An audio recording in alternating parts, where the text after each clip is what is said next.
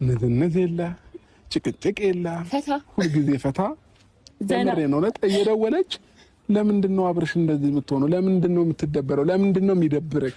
ለምንድነው እንዴ ውጣ ይብላ ንቅል አድርጋ ነው ወጣችን። ባይዘው በጣም አመሰግናለሁ። አሰልቺ ይሆናል ላይፍ ሁሌ ጭቅጭቅ፣ ሁሌ ንትርክ፣ ሁሌ የሆነ ነገር ሲሆን መግባባት የማይቻል ነገር ከሆነ በዛ ላይ ጊዜ ማጥፋት ተገቢ አይደለም። በቃ ጊዜህን እያጠፋው ነው። ባይዘው መቼም ማይገኝ ነገር ያውም ማለት ነው።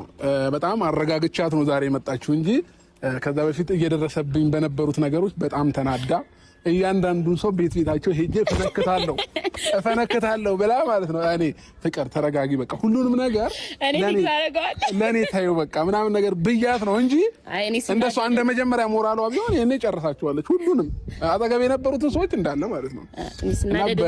በታመንኩት አይምም ደግሞ በብዙ ነገር እንግዲህ እንትን እያለች እየተጨነቀች የነበረች ልጅ ናት።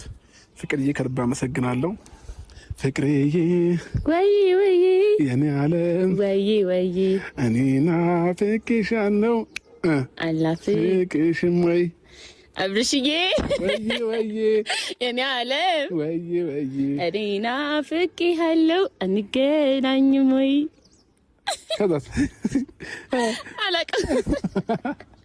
እሺ ለማንኛውም ጋይስ ፍቅር አይናፋር እያጫወታት ነው አይደለም።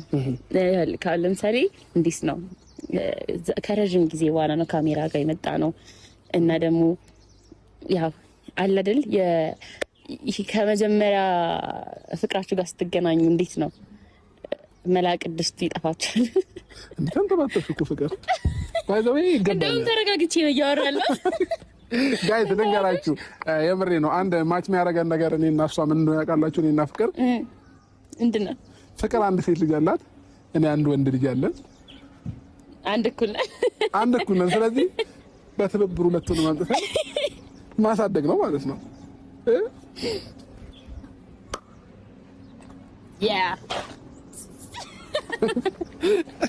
ስለዚህ ጋይስ ተስማምተናል እኔና ፍቅር። ከዚህ በኋላ እንግዲህ ፍቅር ከተነጋገርናችሁ ነገሮች ወደኋላ አንልም። አሳምኜ ነው ያመጣሁሽ። ማንንም ሰው እንግዲህ እጅ እንዳታነሽ ማንንም ሰው ላይ ማለት ነው። ባይዘው እኔ ቃል ምገባልህ ማለት ነው። ካከበሩኝ አከብራቸዋለሁ። እነሱ ያሳዩኝን ልክ ነው ማሳያቸው። ከማንም ጋር ከነሱ ጋር ምን ላይፌ ላይ ማለት ነው። እነሱ ሲሆኑ ደግሞ በአንተ ሲመጡብኝ ደግሞ እስካሁንም ዝም ያልኩት አንተ ዝም ስላልከኝ ነው። ዛሬ ሲነኩ አልወድም። አረ ዛሬ ወደ ፈነው እንዳለ ቀበበለክ ምናምን